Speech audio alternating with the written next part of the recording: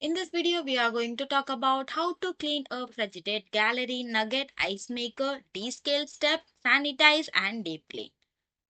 Step 1. Empty the ice.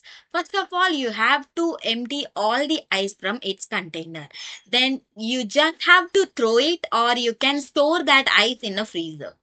Do not clean the container while ice is still inside. Step 2. Unplug the ice maker.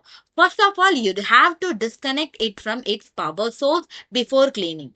So it will help you to prevent the damage of the equipment and it will reduce the risk of injury during cleaning.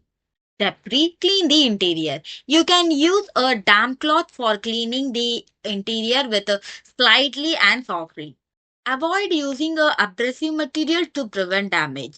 Do not use strong solvent during the cleaning process. Step 4. Activate the self-clean cycle. Make sure the water reservoir is completely empty of ice and water. You just have to add a clean water to the water reservoir, then press a clean button on the control panel.